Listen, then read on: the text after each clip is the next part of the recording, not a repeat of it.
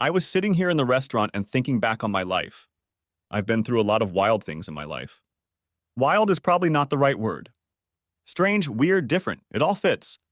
Maybe my life was normal. Maybe everyone had a similar life, but it just wasn't talked about. No, it couldn't be, unless everyone was in prison. I got time served for a crime I committed. You see, I took out a man. I got 15 to life, and now I'm out. According to the judge, I had extenuating circumstances. So wow, I'll be out in just 15 years. At least I got out 5 years earlier than expected, with a deferment for good behavior. 15 goddamn years for destroying the man I thought was raping my wife. If I knew what I know now, there probably wouldn't be two people there at once if I couldn't just walk away. I am a man, and I had a lot of pride at the time. Let me explain life and how I see it. People around us behave in certain ways, and we react to their actions. Gosh, that sounds silly. Let me give you some examples. All movie stars have sex and get married now and then. The movies themselves are all about sex. Now television is all about sex. So when I'm in public, I look at every woman and think about sex. However, some women I wouldn't go within 10 feet of, well, unless you've been in prison for 15 years. And there are some women I'd almost go to jail for until I got away from reality. For today's youth, all this stuff and lifestyle is the norm. But for us, slightly older people, especially those who have been out of the workforce for a while, it's sexy as hell and very embarrassing. I don't even know where to begin my story. I have enough information in my head to write a book. I will start, I think, with the story of my once beautiful marriage, which ended in divorce when I went to prison. Rita had been my wife for almost 10 years. I had just graduated from college and was a regular guy looking for a job. I showed up at one firm, and while I was waiting for an interview, I kept glancing at the receptionist. Damn, what a cute girl woman! At 22, I looked at women the way a younger guy would. They were girls, broads, chicks, or women. All of those words were interchangeable to me. I kept smiling at the receptionist, who turned out to be Rita. We struck up a conversation, and eventually I asked her out on a date. I got the date, but not the job. I found a job selling hardware. It was a well-paying job. I got both a salary and sales bonuses. Life was going pretty well for me, fresh out of college. A girlfriend and a good job. I was on my way to a successful career in life. Just a few months later, I proposed to Rita, and we married the mayor of our town. I couldn't have been happier. We bought a nice house and started a family. A year later, we had a son, and 2 more years later, a daughter. As far as I knew, life was good. We had problems, but we also had good times. Our life went on just like all of your neighbors. We took care of the kids, took them on vacations, and had the usual neighborhood barbecues. I never suspected that my wife was anything but faithful and loving to me. I know I was faithful to her. I had many chances for affairs as I traveled a lot, but I did my best to be a loving husband and stay on track. I must admit it was hard at times, but I kept my pride and always put my family first. We decided to build a pool for the kids. Well, actually it was for all of us. That's what I'm trying to say. I never expected this development. I thought we had a loving marriage, a good relationship. I must have been walking around in the Neverland with my eyes closed. Rita seemed like a good wife and mother to me. We had problems and arguments, of course, just like any other married couple we knew. Even 15 years later, I still can't get over it. Where the hell did I go wrong? We installed a pool and enjoyed it. The children, who were 7 and 9 years old at the time, were in the pool all the time. Rita and I would go there after dark and we would do it in the water. After the first couple of times, Rita decided she needed to put up a fence so the neighbors wouldn't see us while we were in the pool. I started putting up the fence the next day, installing the fence posts. I knew it would take a week to install on my own, so I left all the tools I would need, like a wheelbarrow and shovels. The only tools I put down were hand and power tools in case it rained. I had to go out of town for a couple days and told Rita that I would finish the fence when I got back. As usual, she got mad at me, saying that I never stay at home like other husbands. I explained to her for the 100th time that I was a salesman and had to travel. It was my job. She yelled at me and told me that I should be at home like other husbands, stay at home and protect my family. She was always saying things like that to piss me off. I told her that if anyone tried to attack her, we had a gun in the nightstand next to the bed. What was a guy to do? A lot of men traveled. Did their wives always complain? Maybe I should get a job where I don't have to travel. I'll talk to her about it after this trip. The money will be a lot less, but at least I'll be home. That might satisfy her. In the morning, I kissed her goodbye and told her I would try to be home in 2 days. I told her to take care of herself and to call. She told me not to worry, she might not be home. Again, she played the woe is me game. And I left on my journey. The first night I was to stay only 40 miles from home. I usually stayed in a motel to get a quick start on the next day. After our fight, I decided to surprise her by going home and making the extra drive the next morning. By the time I got home, it was getting dark and I pulled up in front of the house. There was a strange car parked across the street.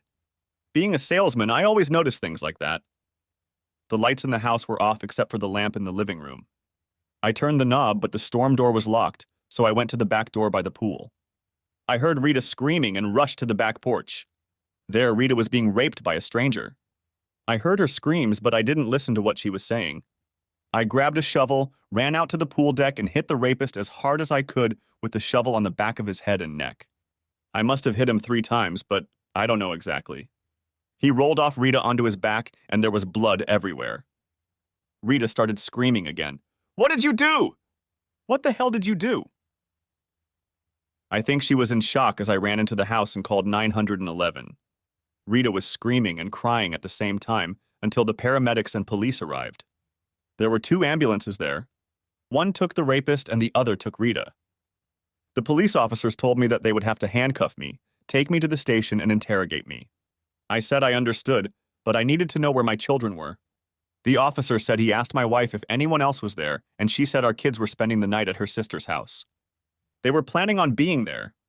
I thought, thank goodness they weren't home. God knows what might have happened if they had been there. Rita's sister Thelma was a real beauty. She was 2 years younger than Rita and was always going out on dates. She was stocky with a pretty face. When she was around me, she was always flirting. I could have fallen in love with her very easily. Now looking back, I think I picked the wrong sister. Funny how a nice girl like Thelma never married, at least not in the 10 years I knew her. When we got to the station, the officers took me into a room and started asking me questions. I told them to tell them everything I knew, and then I would answer any other questions they might have. I started by telling them how Rita and I had a fight, and I decided to surprise her and go home. When I saw the man raping her, my adrenaline just went into overdrive. I grabbed a shovel and started hitting him with it. The whole time I was telling them that Rita was screaming. I mentioned that the night before, Rita had said that she thought I should be home at night to protect her and the kids, so that was the first thing I thought when I saw the intruder. The officers asked me if I knew the man, and I said I did not. "Have you ever seen him before?" the officer asked. I told them he seemed a little familiar, but I couldn't identify him. That's when I got the shocking news. I had been arrested for second-degree murder. I couldn't believe it. I told the officer it was impossible. I came home and found a man raping my wife, and I stopped the assault and was arrested. "We just got back from talking to your wife, and we took her statement. She wasn't raped, it was her boyfriend, and they had sex," the officer said. "God, no, that can't be true. Rita is my loving wife. We have 2 children together. She hasn't had an affair," I cried. The officer looked at me and said, "Boy, I'm really sorry for you, but you killed a man tonight. You took the law into your own hands, and now you will have to stand trial for his death." I stopped talking. My mind stopped working. I had no idea what was going to happen next. The officers handcuffed me and took me to a cell, and then removed the handcuffs.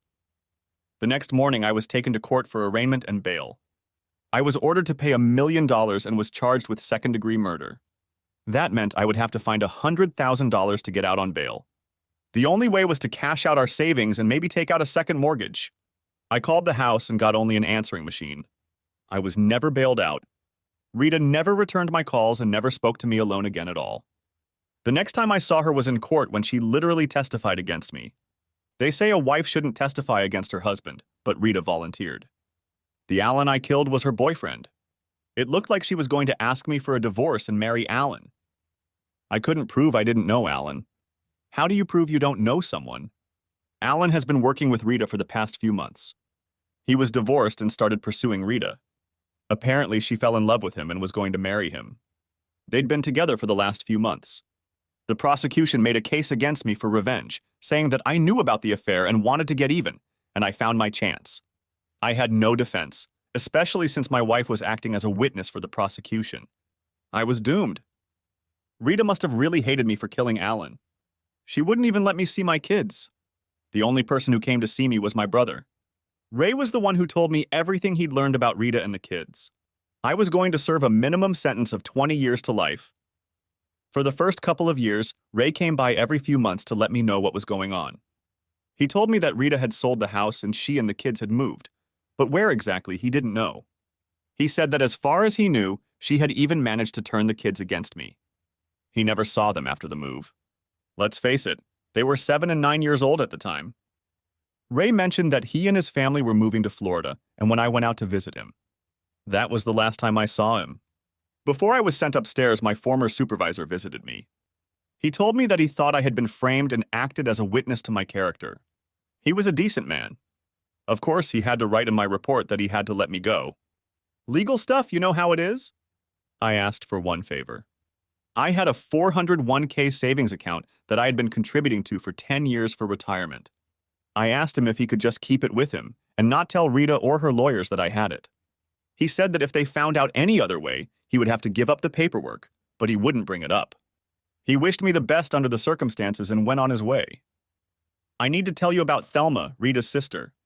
She never visited me, but she kept in touch with me for a while. She wrote to me and told me about my children and how they were doing. According to her, Rita tried to turn the kids against me, but every chance she got, she tried to tell them what a nice guy I was. She always signed her letters, "Love, Thelma." Damn, I wish that was true. She wrote to me for about 8 years. Then the letters stopped. I don't know if it had something to do with my transfer to another prison. Oh, I forgot.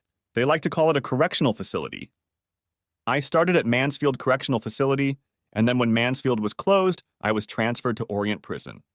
At the same time I was at Mansfield, there was another Dan Jones who was transferred to Lucasville Prison in southern Ohio. I thought maybe he had started getting my mail. It was a joke because we had our own private number. In the last letters I received from Thelma 8 years before, she told me that Rita had sold the house and moved in with her. The kids were doing well, but Rita got multiple sclerosis, a terrible muscle disease. They only gave her a few years. I know I was angry with her, but seeing her fade away was something I wouldn't wish on her. Besides, she was still the mother of my children. Thelma told me not to write to her because if Rita found out she was in touch with me, it would be very unpleasant. Now I was out of prison, back in my old hometown, sitting down with a cup of coffee and breathing in the free air. Let's see, my son would be 24 and my daughter 22. I had no idea what they looked like, had never seen a picture of them in the last 7 years since Thelma stopped writing to me. Now, whenever I saw a young man passing by, I always asked about my children. I hated Rita for what she had done to me and our family, and I was afraid to see her because I would end up in jail again. I couldn't hate my children. Parents don't do that. Maybe they never knew the real story and think their father is a murderer. Now it's time to plan for the rest of your life. Chapter 2. What's next? I found a room in one of the boarding houses in the old neighborhood. I figured I'd better go visit my old boss if he was still alive and see if Rita had found out about my 401k retirement plan. I never told her about it. I might have a few bucks on top of the couple hundred I made in prison. Hell, when no one would give me money, I made it and spent it. Lucky I had some left over. I walked into the store. It looked very different. I asked the clerk if Jim owned the store, and he said he did and was in the back room. I told the guy that I was an old friend of his and asked if I could surprise him. The guy looked me over from head to toe a few times and told me to go inside. When I entered the office, an elderly man looked up at me and shouted, "Jesus, Dan, they told me you were dead." I looked up at my old friend and said, "No, I'm very much alive, as you can see." "How are you, Jim?" "It's good to see you. You're the first friendly face I've seen in 15 years. I was there for about an hour and we got to talking. He told me about all the changes in the business and how his family was growing. He even offered me a job at the store. He said that no one was as good at selling hardware as I was. He would like to offer me a job in the field, but because of my background, I probably can't get one right now. I asked him about my 401k contribution, and he said that no one had ever asked about it, and that it had been sitting there for the last 15 years gaining interest.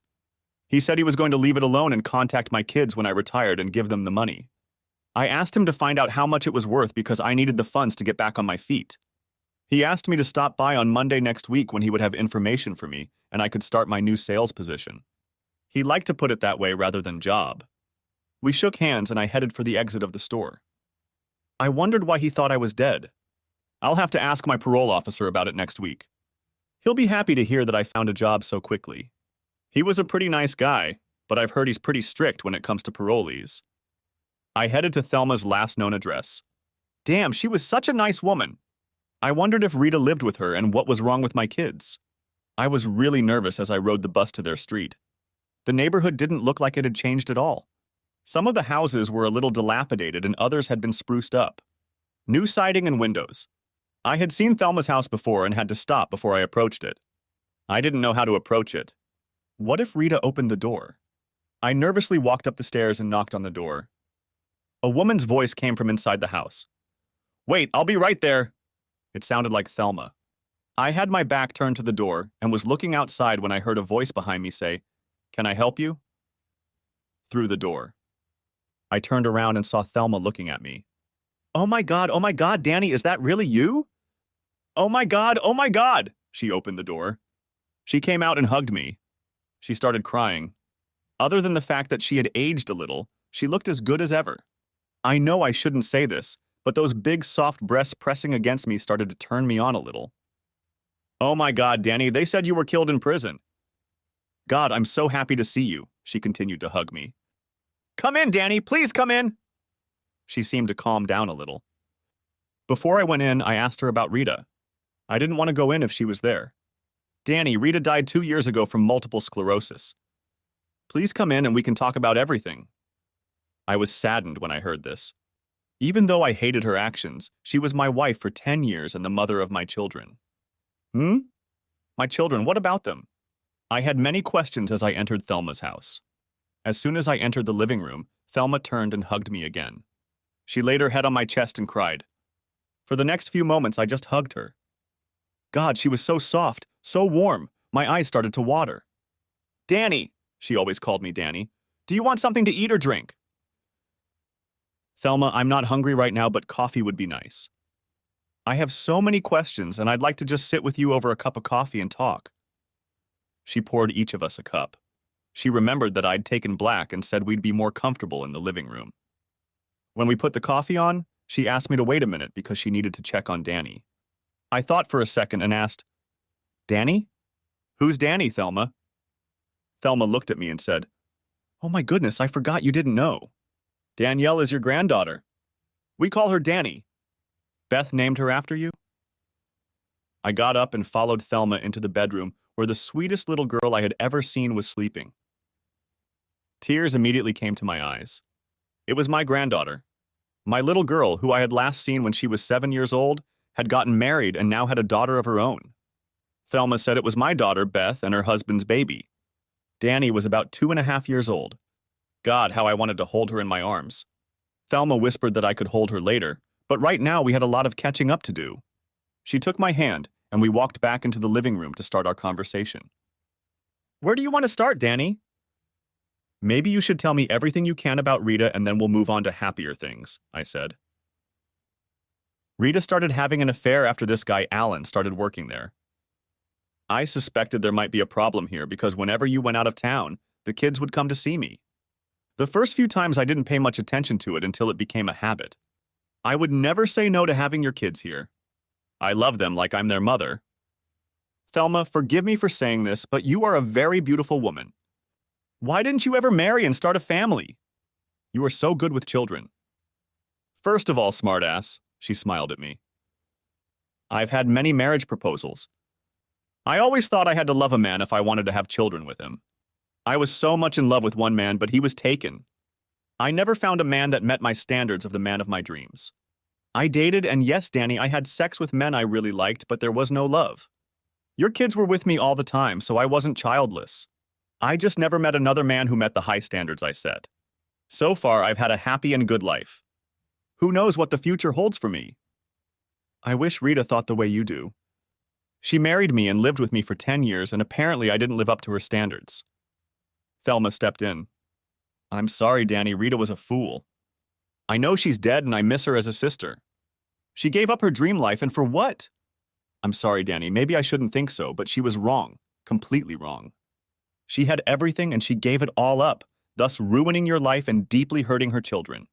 I lost respect for her when I found out about Alan that horrible night. I loved her like a sister, but I wanted to kill her myself. We argued and argued about what she did until the day she died. Thelma started to cry, so I moved to the couch next to her and put my arms around her. Coming to her senses, she continued. Rita kept dating. I think it was her way of getting even with you. I had the kids about half the time. After a couple years, Rita started getting sick. Her muscles were failing. She went to the doctor, and that's when it was discovered that she had multiple sclerosis.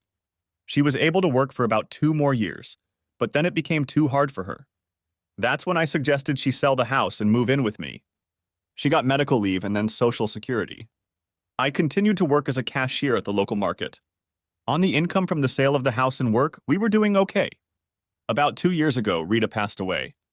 The children had already gone to their families, and at that time it was just Rita and me living here. What a wonderful sister you are. You shelter your sister and her 2 children and take care of them. But what about your life, Thelma?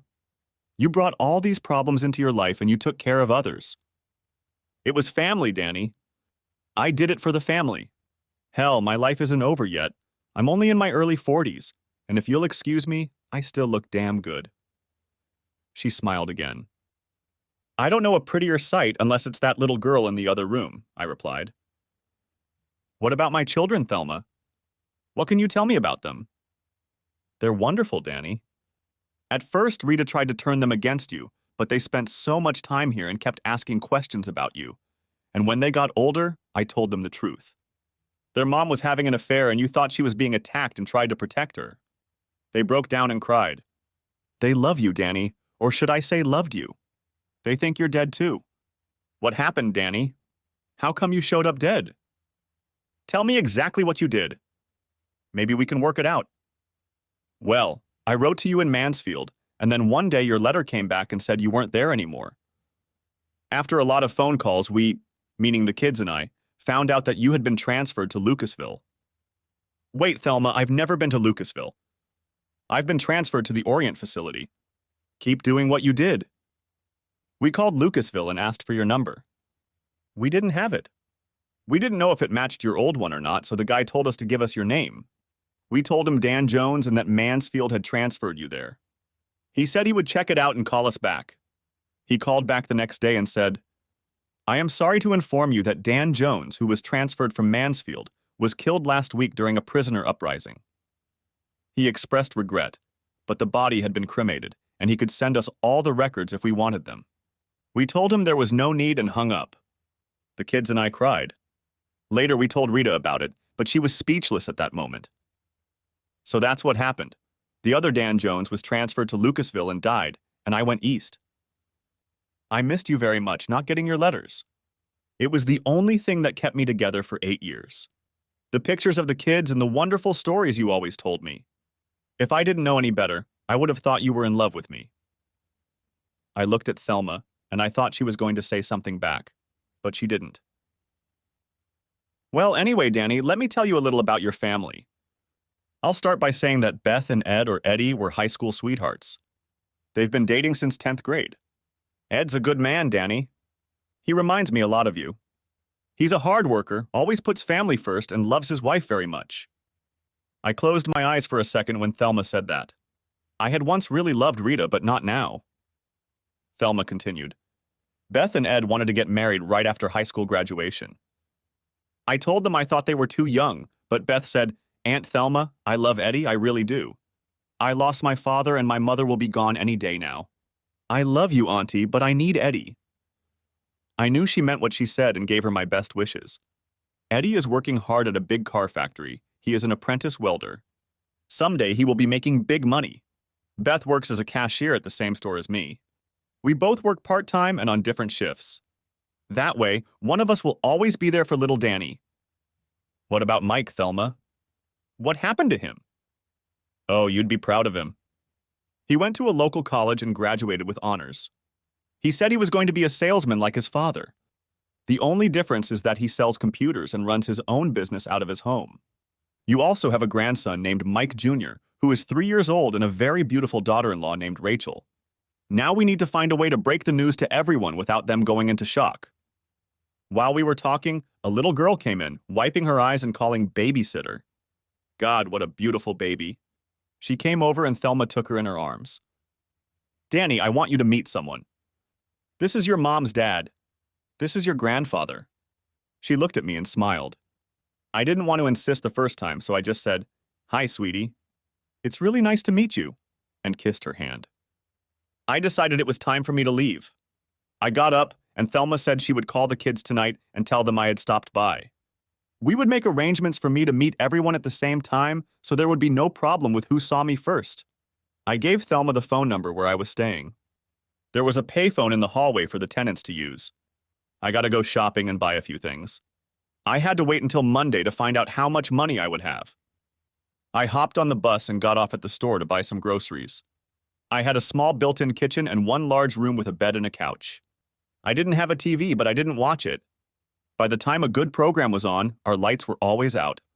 As I was walking back to my apartment, I passed the phone and it rang. I looked around and didn't see anyone, so I answered it. Hi, I said. Is Mr. Dan Jones there, please? From the voice, it was a young woman. It's Dan. How can I help you? Daddy, you're alive! This is your daughter, Beth. I'm at Aunt Thelma's and she told me you were here. She cried. Daddy, I miss you and I love you. Can you come to Aunt Thelma's tomorrow? I already called Mike and he'll be there too. Gosh, Beth, I love you too, honey. I met the sweetest little girl today. She's beautiful, just like her mommy. She was still crying. Yes, honey, I'll come over. It's been so long since I've seen you. Take care. I love you, Daddy. I love you too, Beth, and always have. Then I hung up the phone. I went into my room and started crying, only they were tears of joy. I couldn't sleep. I was nervous. I got up and went out for a walk. I needed something to do. I was going to see my family for the first time in 15 years. I had 2 grandchildren, a daughter-in-law and a son-in-law. And then there was Thelma. What was not to love about Thelma? Beautiful, happy, loving, caring, took care of her sick sister and raised my children, and now helped my grandchildren and me. She was 1 in a million, and I married her sister. The next morning, the phone rang in the hall. I answered it, and it was Thelma. She said she hadn't thought about the fact that I didn't have a car, and she would pick me up around 3:45. It was Friday, and everyone decided it would be fun since no one had to work the next day. Thelma got here just in time. I had already gone outside and bought a new shirt and pants. Then I looked at my shoes and picked out a new pair. I felt like I was going to a job interview that I really didn't want to fail. Thelma honked her horn even though I was sitting on the porch swing waiting for her. I knew she was doing it on purpose. I smiled at her as I walked to the car. When she stopped in front of the house, I was nervous. I was almost afraid to get out of the car. I hadn't seen my children in 15 years, and now they were adults. I got out of the car, and a young woman came running down the stairs screaming, Daddy, Daddy! Beth wrapped her arms around me and cried. I missed you so much, Daddy, and then we thought you were dead. I clung to her, hugged her, and cried with her. By then, everyone was on the porch. My son Mike came down and gave me a hug too. Hi, Daddy, it's so good to see you. I hugged him, and then we all went into the house where the introductions took place. Beth introduced me to her husband, Ed, who extended his hand and said, It's a pleasure to meet you, sir, and just so you know, I'm very fond of your daughter. Beth tearfully took Danny in her arms and said, You met Danny yesterday. She was named after you, Daddy. Her name is Danielle, which I knew since Thelma had told me the day before. She handed me Danny and said, Danny, this is Grandpa. Give him a hug and a kiss. The girl came over to me, put her arms around my neck and pressed herself tightly against me, then kissed me on the cheek. I did the same with her and handed her back to Beth. Mike said, Dad, I want you to meet the love of my life. This is Rachel. I looked at Mike and asked if I could give her a hug. She answered for him and said, I won't break, Daddy. And you can hug me anytime you want. She called me Daddy as I wrapped my arms around her and hugged her tightly. I looked down and a little boy looked up at me and said, Hi, Daddy. My name is Mikey. I'm 3 years old, but I'll be 4 next month. I picked him up, gave him a hug, and said, It's really nice to meet you, Mikey. He leaned over and whispered in my ear, We're going to throw a party for you. We should go to the patio.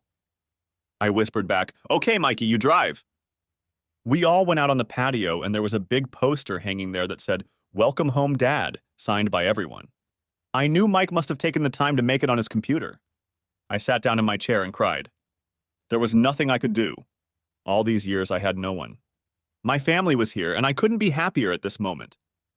Everything was great. We talked about old times. We laughed and cried together. We even talked a little about Rita. I knew the kids loved their mom to the end, but hated what she had done to me.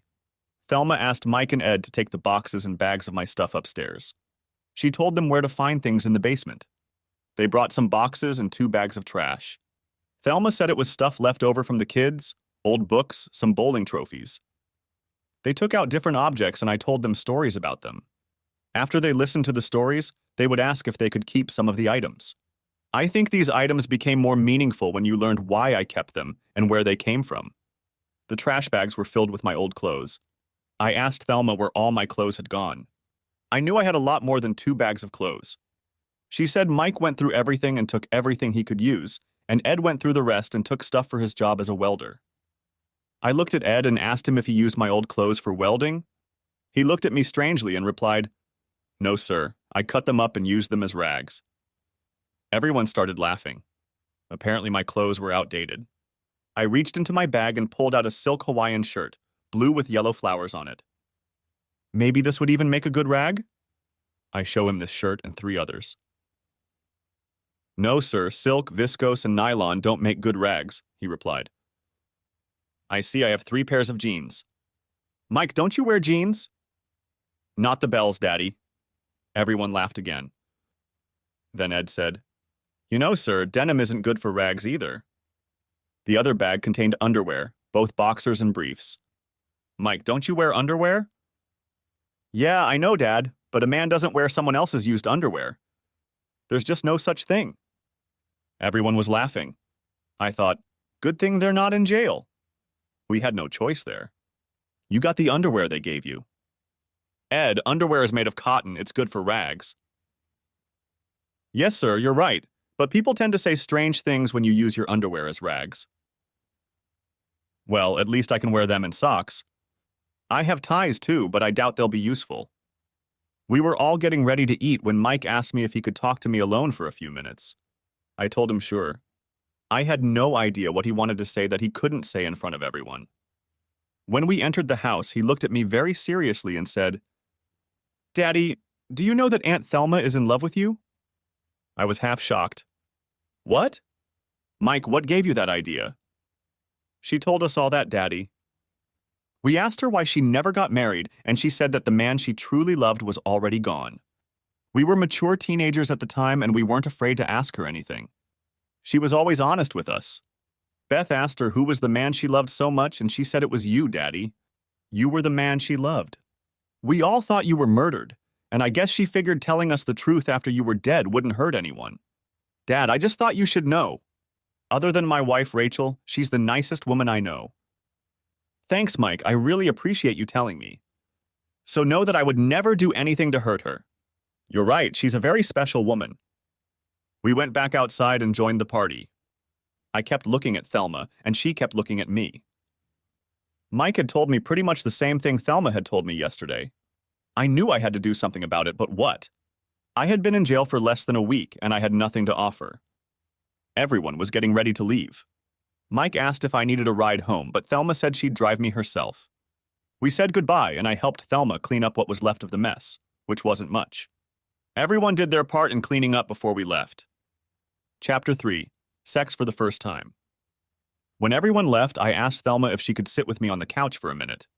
I had a couple of questions that needed answering. Of course she agreed, and I took her hand and we sat down on the couch. Thelma, you told me yesterday that you never got married because the man you loved was unavailable. Who was that man? The kids told you, didn't they? I thought you were dead and I needed to tell someone. I've been holding it in for so long, I'm sorry, Danny. I'm sorry for what? I want to know if it's true. Did you love me?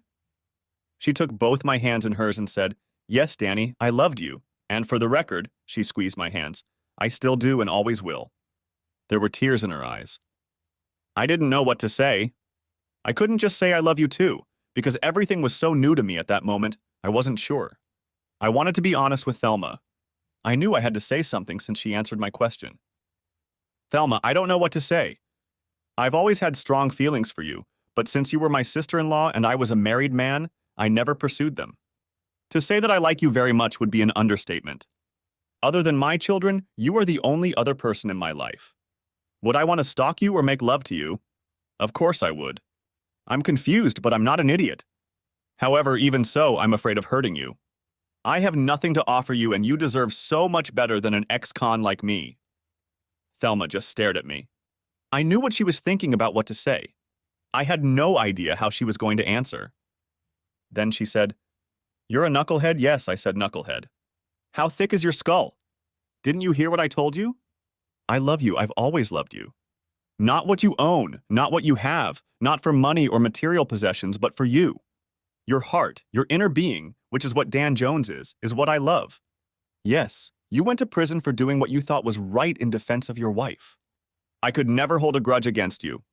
In fact, I love you even more because I know you will protect me. My only problem is your feelings for me. Do you like me enough to make love to me, to hold me?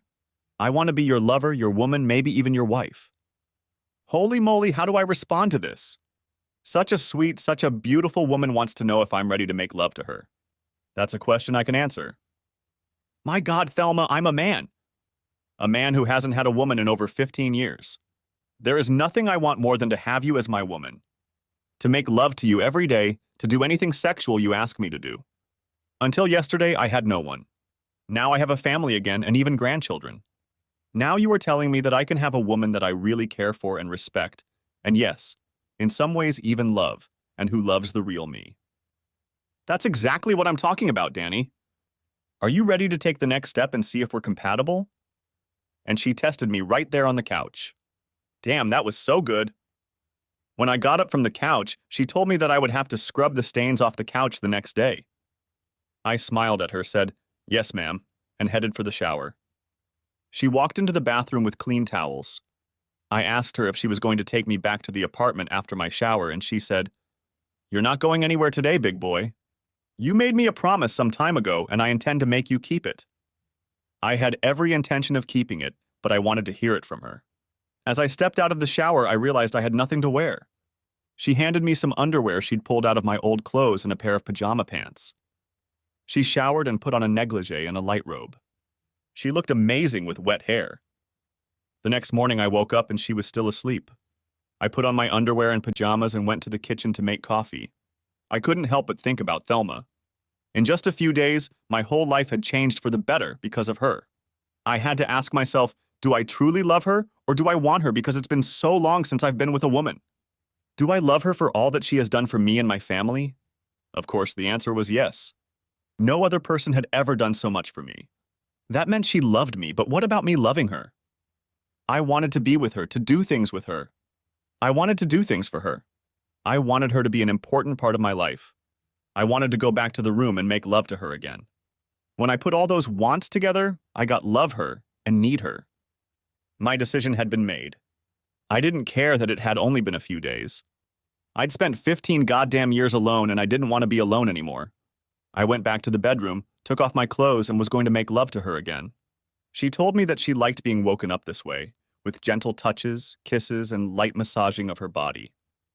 I laughed when she told me that and then said, "Danny, let me go to the bathroom before we make love again. If you don't, my bladder won't hold it."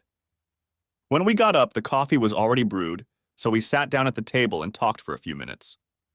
She cast a glance at the couch and said, "It looks like we've worn out my couch. Don't forget your promise to clean it before the kids come and see it." I went over to her closet looking for a brush and cleaner. Then I went and got busy cleaning the couch, while Thelma laughed at me the whole time. We had to shower again after all that sex. After showering, I reached into my garment bag and put on my blue Hawaiian shirt and jeans. I couldn't believe they still fit. It must have something to do with the prison food. We heard a knock on the door. Thelma looked out of her bedroom window and I heard her say, "Oh no, it's Brad." Of course, I asked who Brad was, and she said he was a guy she dated from time to time. I asked if she wanted to date him, and she said not anymore. A man has come into her life and he is all she can handle. I told her I would take care of it. Danny, he's taller than you by 3 inches and heavier by about 40 pounds.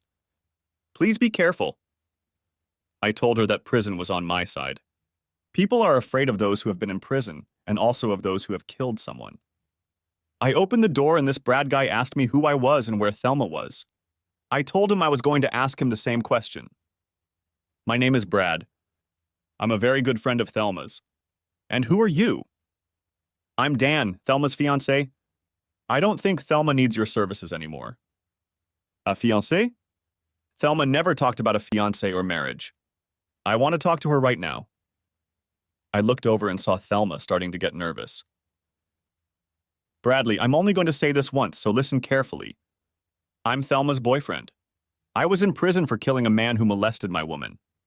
I'm ready to come back to protect Thelma. Do you understand? No woman is worth going to jail over. Tell Thelma it's over between us and we'll see each other again. And he left. Thelma came out of the bedroom and asked what Brad had said. I know what she heard, but she wanted me to repeat it. He said you're not worth going to jail over. Should I go to jail because of Danny? What do you think? I'll be honest with you, Thelma.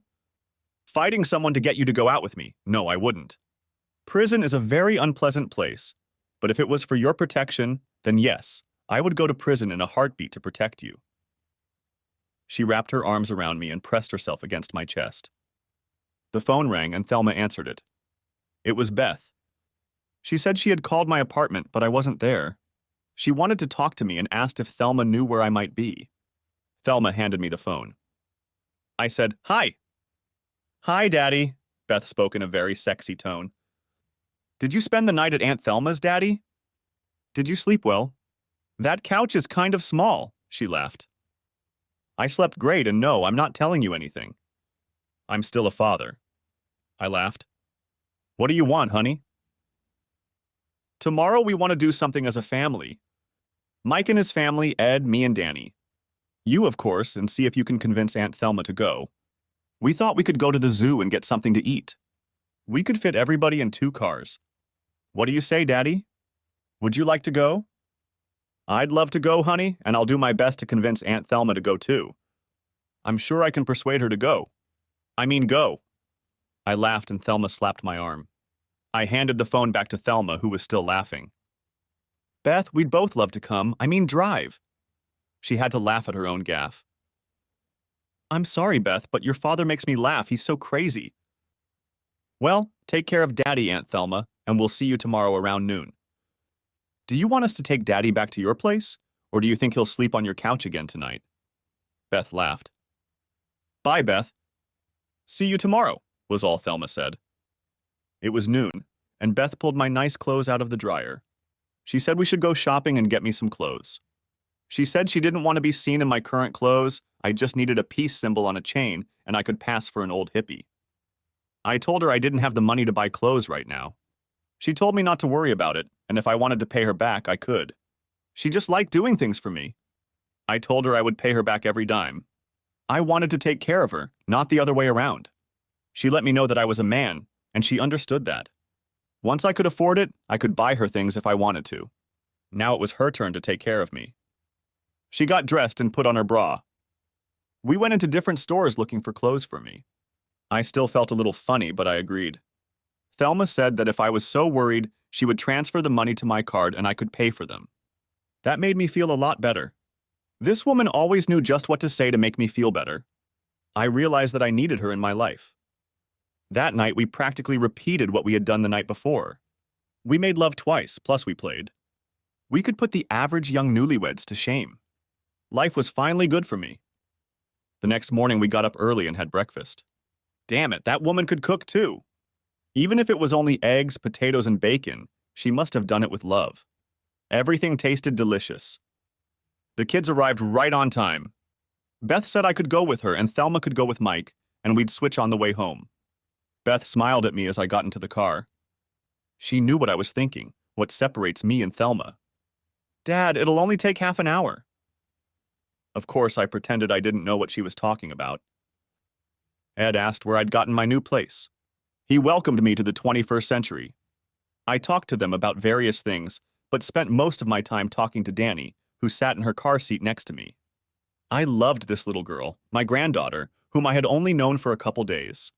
I told her that I would be taking her and Mikey for rides in the stroller at the zoo. I wanted to be around my grandchildren. I still couldn't believe it. My grandchildren. I bought a double stroller and pushed my kids around. I didn't let anyone else do my work. Every time we came to an animal to feed, I went over and bought some food, peanuts, and stuff for the kids to feed them. Most of the food didn't make it to the animals, but the kids had fun with Grandpa. That's all I cared about. We went into an animal farm and I kept giving the kids food for the animals. They wanted to make sure each of the animals got something. Beth and Mike had cameras and they were taking pictures like crazy. I looked up at the cameras and I think everyone saw the happiness on my face. At that moment, I was probably the happiest person on earth. Life was good, especially with my family around. I rode back with Mike and Rachel. They really were a wonderful couple. I was very proud of him and told him so. We were having a nice conversation and Mike asked me a question. "Do you have any good advice for me, Dad?" I thought for a moment and then I told him, "Mike, always put your wife and child first in your life before your job, money, or anyone else. But most of all, love them like there's no tomorrow. That's the best advice I can give you, son." I got a little emotional until Mikey started talking about the zoo. I promised him that we would go there again soon. Mike said, "How's your back, Dad?" He smiled, and so did Rachel. "Okay, Mike." "Why do you ask?" "When I slept on Aunt Thelma's couch, my back really hurt. I was just wondering if your back hurts. The beds in prison are pretty uncomfortable. I guess I'm used to them." I smiled, and so did Mike and Rachel. "We love you, Daddy, and hope the best for you," Mike said. We stopped at McDonald's to eat and let the kids play. I told Mike that I didn't mind. Even their food was better than what I was used to. After eating, we headed home. Back at Thelma's, we kissed everyone goodbye and said we'd see them sometime during the week. Chapter 4. Starting over. Thelma and I went back to the house and we were a little tired. Lots of sex, little sleep, and then we'd been walking around the zoo all day. I told Thelma that I should probably go back to my apartment because I had to go find out about my job the next day. And besides, we could both use some rest. "Do you really have to go, Danny? Can't you get dressed here in the morning and take the bus from here?" "I don't want to say goodbye to you, Danny. If you don't want to make love tonight, that's okay. We can still cuddle." "Thelma, that's exactly my problem. You won't get any sleep and you'll go to work tired and worn out. If I sleep with you tonight, there's no way I'm going to be able to keep my hands off you. I want to make love to you, and as tired as I am, I could make love to you right now." "Then let's do it, Danny. It's 7 o'clock, and if we start right now, we can go to bed and be ready for sleep by nightfall." "You see, Danny, I want you as much as you want me now." We locked the doors, turned off the lights, and went to bed. Thelma was right. By 10 o'clock, we were both sound asleep until the alarm clock rang in the morning. I got up first, showered, and put on my new clothes. Thelma was already up and in the shower by then. When she came out to dry herself, I walked in, kissed her, and pulled her to me. I told her to have a good day at work and to see her later. I walked to the bus stop and headed to the hardware store. Jim greeted me and invited me into his office. He told me that he had all sorts of information for me. For starters, I could get one of two jobs. I could work as a roadside salesman with great pay and incentives. The bail bond company saw no problem, as my jail time had nothing to do with money. In no time at all, I could get back on my feet. The second option was to work at the store. My pay would be about $9 an hour. That would be less than half of what I would make in sales. He encouraged me to sell large appliances, which helped a little. "Now about your 401, it has over $140,000 accumulated in it," Jim said. "My God, Jim, I had no idea it would be worth so much. How did this happen?" "According to the account administrator, your investment has been split several times and you've left it to accumulate and earn interest. The minus is that if you take any of the money out, it will be taxed as well as a 10% penalty. You can get your money back in a few days. If you want to talk to him, here's his name and phone number. He is right down the street at the bank. As for the jobs, I need to know which one you will accept." We filled out the paperwork for the job. I also filled out the surety papers because Jim told me that if I was going to work with money, I needed to be a surety. So either way, I had to fill out the paperwork. I had mentioned before that I wanted to meet with a bank teller and see what my options were. I needed transportation and I had to get my driver's license. On Tuesday, I was supposed to meet with my parole officer and tell him about my life. Jim and I have decided that I can start work next Monday. That way, I would have time to get my driver's license and be able to make deliveries. I asked Jim if I could borrow his car or truck if I needed to take the test. He didn't mind and told me to just stop by when I needed it. He would even drive me there if I needed it. I didn't realize what a good friend and boss he was. He didn't turn his back on me like so many others. He was a man I respected, and I knew I would work hard for him. Apparently, he believed that too. In the evening, I took the bus back to Thelma's house. I knocked on the door and she opened it. "What are you knocking for, you old geezer?" "Come on in. How was your day?" "I want to hear all about it." "Tell me about your day first." "I want to hear about your day too." "Tell me everything," I replied. "Okay, I'll go first. Everyone at work said they had never seen me so happy. They all wanted to know what had happened in the last few days to make me look and act as young and radiant as I did now. I told them that an old friend was back in town and I had spent some time with him. They said I should marry him if he could make me feel and look so good. "Okay, now it's your turn." "Let's see. Where do I start?" "I got a job today. I'll start next Monday." I explained her two options. A big paycheck and traveling sales or $9 an hour and working at a local store from 9 in the morning to 5 at night. "Which one did you take, Danny?" she asked. "First, I'll tell you about how my day went, and then I'll tell you about myself.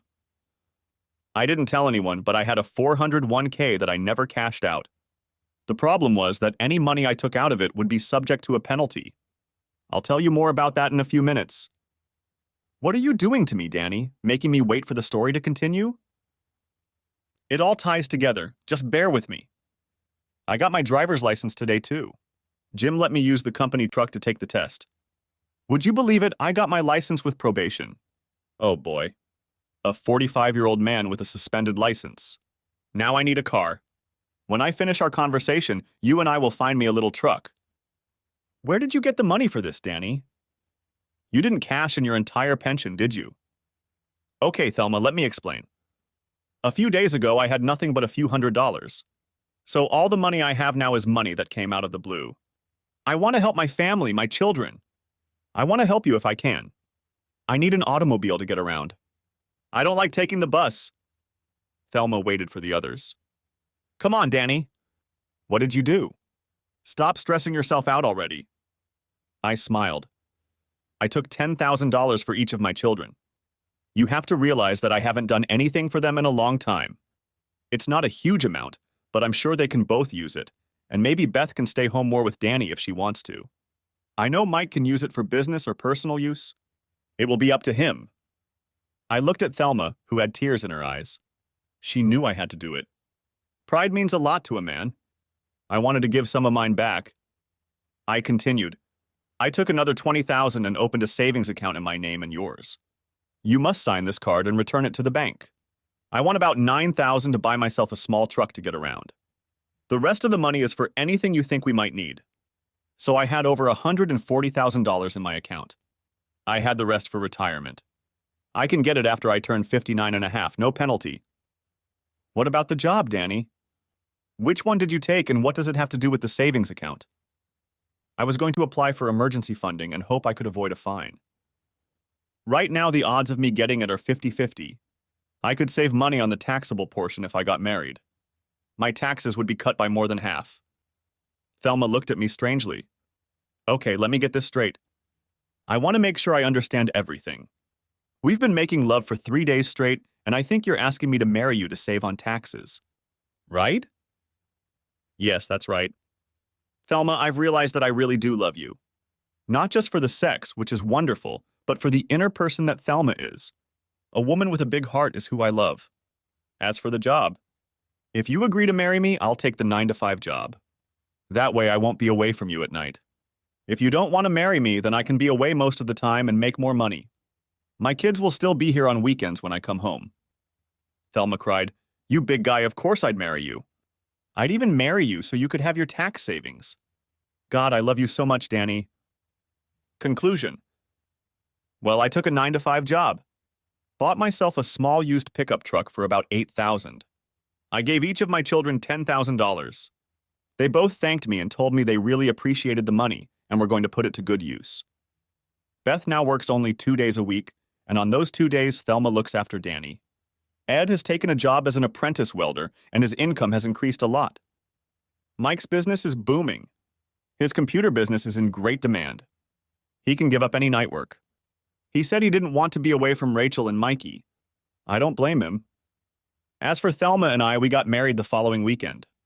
I had to put off going to my new job for a week. We went on a short honeymoon to the Pocono Mountains, sightseeing during the day and making love at night. That's one thing we never stopped doing, making love. We may have to cut back a little, though. Thelma is 42 years old, but she's already carrying our child. Isn't life wonderful? Thanks for watching. I hope you enjoyed it. So subscribe to my channel and watch the next video.